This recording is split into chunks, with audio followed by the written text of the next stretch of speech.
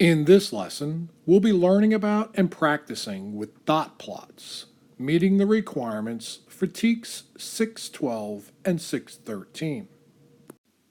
The dot plot is a visual display of a distribution of data values where the data value is shown as a dot or other mark, sometimes an X, above a number line. A dot plot is also known as a line plot. You can see in this dot plot that I've drawn, I've started first with a number line, and then I've indicated whether that value was in my set of data by placing a dot above that data value. I've shown how I can use X's instead of dots. I would just simply say you're typically going to see one or the other, not the two of them mixed in the same dot plot. The dot plot will definitely allow you to display individual data values. You're going to see those data values on the number line and with dots or X's above them. You'll see your data ordered from least to greatest. You'll be able to find measures of center, measures of spread, and the 5-number summary by interpreting the dots on the dot plot. And we're going to show you how to do that here in a few minutes. You'll be able to recognize outliers and determine shape of distribution. The dot plot does have some limitations. It can be particularly challenging to represent a large amount of data. A huge number line with many dots or X's above it can be a challenge if the data set has a lot of values in it. It can also be challenging if the variation is quite narrow. In other words, if all of my dots or X's are going above the same number, how tall will I make that before that dot plot becomes unmanageable? Let's talk about how to build a dot plot. At the top of my screen, I have 17 numbers. These values were given in response to a survey or question. We now want to graph these 17 values. And if you look toward the bottom of the screen, you can see I have a number line that runs from 0 to 65 using a scale of 5. And I've already plotted the 17 values at the top of the screen by drawing dots above their value on the number line. So, 17 values. First step is build a number line.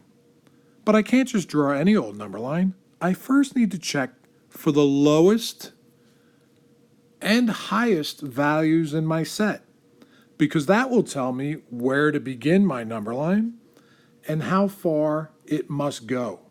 Now, I could have gone past 65, but I didn't need to because there were no values greater than 65.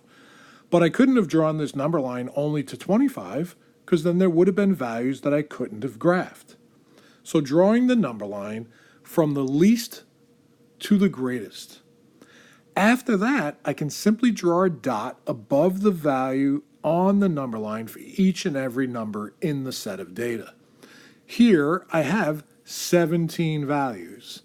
And if you counted the dots on my dot plot, there are 17 of them. Now, building a dot plot is pretty easy, pretty simple. Draw a number line that includes all the values, put dots above the values on the number line. But interpreting a dot plot, that's where I really want you to focus. I want you to be able to see a dot plot that's already been constructed and answer questions based on the information in that dot plot.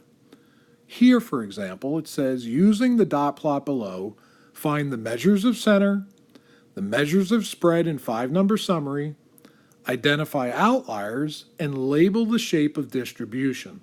And that's what I'd like for us to practice here today. Let's begin by identifying the measures of center. We can use the graphed data in the dot plot to help us to find the mean, the median, and the mode. In fact, I think the mode should jump right out at you. The tallest stack of dots, the peak, is right here at the number 3. The mode is the value that shows up most often. The number 3.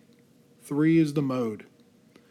The median, well, that's a value we need to find by identifying the value in the middle of the set. So we have a couple of options. We could rewrite all of the data. 1, 1, 1, 2, 2, 2, 2, and on and on and on, and then find the middle. Or we could use the dots as they're currently laid out in the dot plot to help us instead. And we can do it like this. Eliminate left and right and work our way into the middle. Left and right, left and right, left and right. And as we're eliminating left and right, we're pushing ourselves towards which dot is in the middle. And as we do left and right, we find this dot right here is the one in the middle. It divides the set of data in half.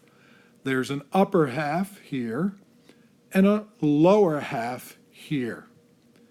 This dot has a value of 3, so the median is also 3. Now to find the mean, we need to add all of the values together and then divide by the number of values. Since the numbers are small, 1, 2, 3, 4, and 5, I'm going to add in my head. And here's how I prepared to do it. 1, 2, 3, right? Because 1 plus 1 plus 1 is 3.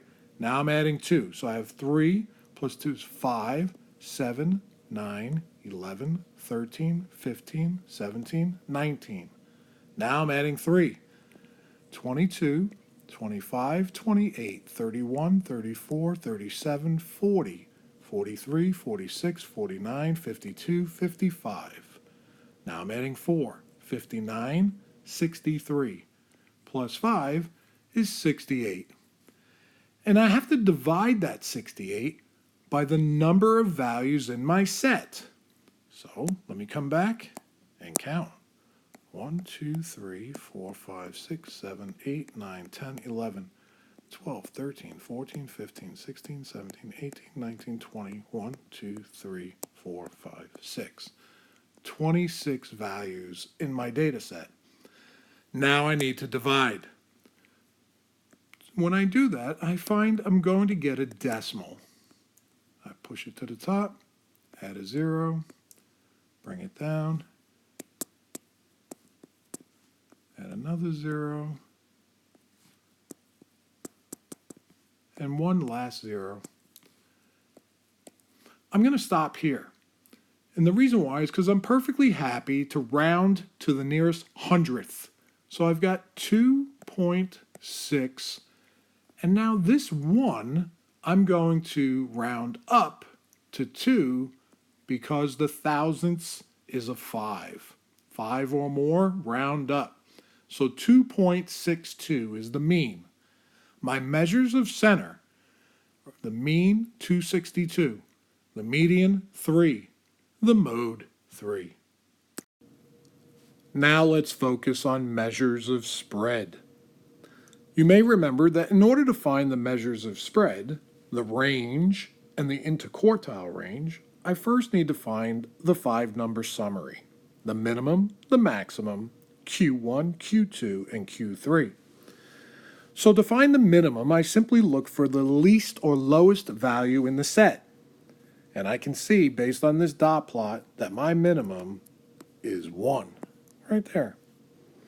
My maximum is over here. The greatest value that has a dot in my dot plot is 5. So that makes my range, the maximum minus the minimum, 5 minus 1, which makes the range 4. Now to find the interquartile range, first I need to find Q1, 2, and 3. So we start by finding the median, or Q2.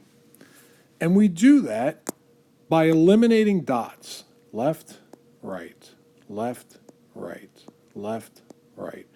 And I make my way using the dots that are furthest left and then scratching out the dots that are furthest right. And this pushes me to the middle of the set. And I find that this dot right here, in fact, this space between two dots, is my Q2. Since Q2 fits between two values, I need to add those two values together and then divide by 2. So since both dots are 3, 3 plus 3 is 6, divided by 2 is 3. Q2 is 3. And it's at this location, which happens to put 13 dots on either side of it. 13 dots going this way, 13 dots going this way. So now I just need to find the dot that's in the middle. So 1, 2, 3, 4, 5, 6, and then this way, 1, 2, 3, 4, 5, 6, puts this dot in the middle of the upper half, which makes it Q3, and that dot's at 3. So Q3 is also 3. 1, 2, 3, 4, 5, 6. 1, 2, 3, 4, 5, 6. Means this dot is in the middle of the lower half. And that dot is a 2. So Q1 is 2. So the IQR is Q3 minus Q1, the difference between the outer quartiles. What is Q3? 3. Q1 is 2. 3 minus 2, 1. I have an IQR of 1. Now, the rule for outliers is multiply the IQR times 1.5 or 1.5. So if we do that, our IQR is 1. 1 times 1.5 is 1.5. Now, add that 1.5 to Q3, and if I do that, I get 4.5, and subtract it from Q1. If I subtract 1.5 from 2, I get 0.5. That tells me any number less than 0.5 would be an outlier. Well, I don't have that. My lowest number is 1. Any number greater than 4.5 would also be an outlier. So in this particular case, 5 is an outlier on our graph because it is greater than 4.5. It is a value greater than Q3 by more than 1.5 times the IQR. We'll continue to practice with outliers. So we found the measures of center. We found the 5-number summary and measures of spread. We even identified an outlier. Now let's talk about the shape of distribution. Let's look at what this graph looks like.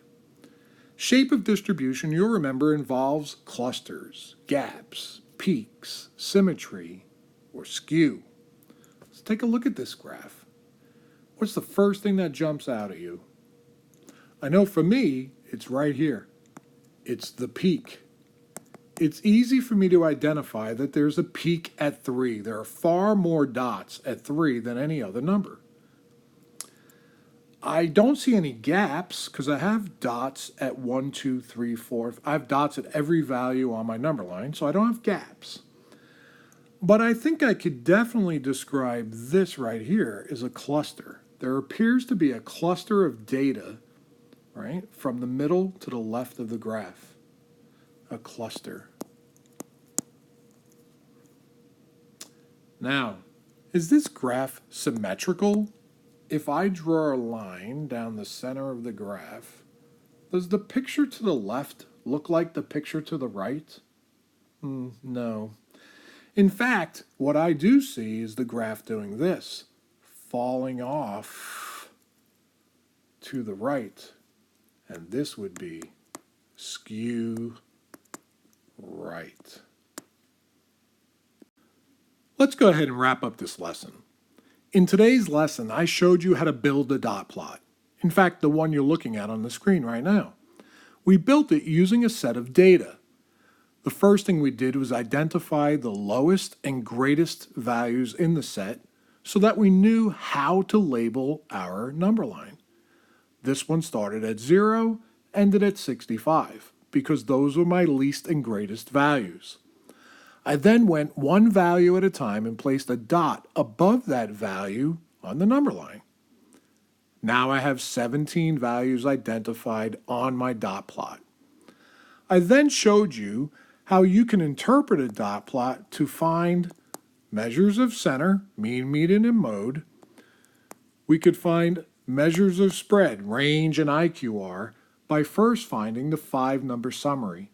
And we might even identify an outlier.